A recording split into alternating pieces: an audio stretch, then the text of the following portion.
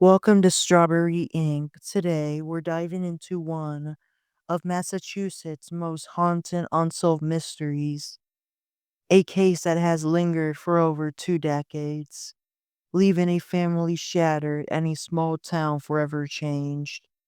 This is a story of Molly Annie Bish. Shout out to my bestie Hannah, who lives in Massachusetts. She has been so kind to me, and I really appreciate the kind people looking after me. I really hope to cultivate friendships with people of such, as lately it has been pretty rough for me. One of the reasons why I am planning to relocate, I just am having a hard time being in Ohio, and there is really no place for me here, it seems. Molly was just 16 years old, a lively, athletic girl from Warren, Massachusetts.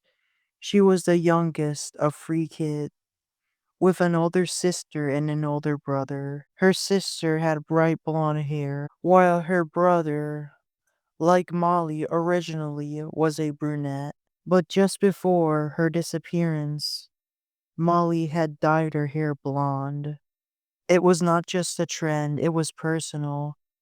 Her hair was naturally light. When she was little, she was blonde. And so was her brother, but then as she got older, something that many of us can relate to occurred. The hair got dark. Her parents let her go blonde because she missed the look she had when she was a little girl. It was a way of holding on to something innocent. I get that. It happened to me too. My hair darkened as I went into middle school, but unlike Molly, I stayed brunette. I never dyed mine, but I totally understand why so many girls back then did. Going blonde was not just common, it was iconic. Her brother, on the other hand, was not that into fashion or styling. He kept his dark hair. On June 27th, 2000, Molly kissed her mother goodbye as she dropped her off at the summer lifeguarding job she was doing in Comins Pond. Her mother, Maggie Bish, remembers watching a strange man in a white car nearby, but did not think much of it at the time. That moment would haunt her forever. Within hours, Molly had vanished. Her bags, shoes, water bottle, all still at her post, but no signs of her. This strange man had looked as if he was attracted to the girl. The search for Molly became one of the largest and most exhaustive missing persons investigations in Massachusetts history. Posters and lined telephone poles with her face on it. Flyers were handed out in shopping centers, and search teams combed the woods for any trace of her. For 3 long years, there was nothing. Then, in the fall of 2002, hope returned, but in the most chilling way. A hunter in the dense woods of Whiskey Hill in nearby Palmer spotted something strange. It was a blue swimsuit, partially buried among the leaves. The sight triggered a memory, a hunch, and it would prove vital.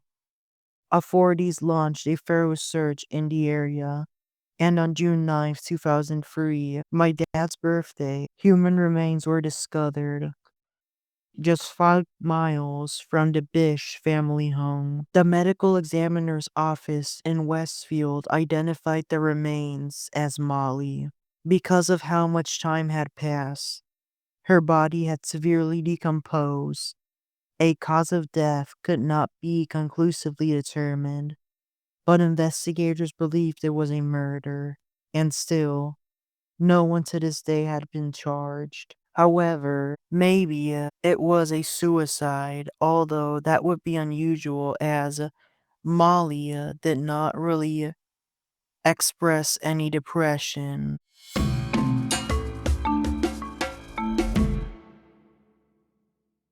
Now for part two. Signs maybe Molly Bish was not comfortable with herself. 1. She asked her parents to dye her hair blonde when many other girls in her school were blonde and wore flip-flops every day to school, but she, on the other hand, had become brunette. Therefore, maybe she wanted to fit in, and maybe then she felt that she was still the same person, so she took the decision to take her own life. These are just speculations, though. We do not know what happened to this girl. Her funeral was held at the Cibola Funeral Home in Ware.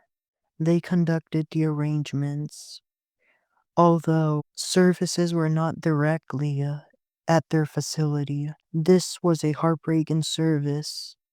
Mass on August 1st, 2003, at the St. Thomas Aquinas Church in West Warren, followed by a solemn procession to St. Paul's Cathedral in Worcester. In their cemetery, she was laid to rest.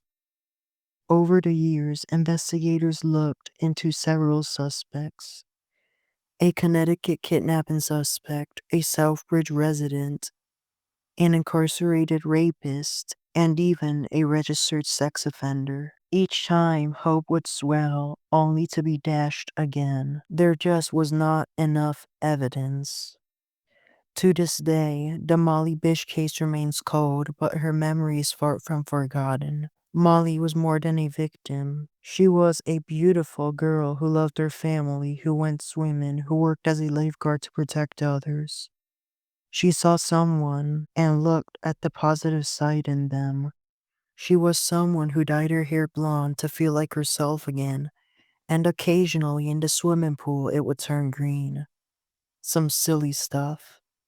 If you were a girl back then, you would understand the weight of these choices, the feeling of control, identity, and freedom. Despite the Westfield Medical Examiner's Office not being able to establish a clear cause of death, her story reminds us of how quickly safety can vanish and how deep a community can hurt. It also reminds us that every unsolved case is a story still being written. If you have any information about the Molly Bish case, then please contact the Massachusetts State Police. Look them up on Google and reach out. This has been Strawberry Ink. For Molly, for the truth, for justice.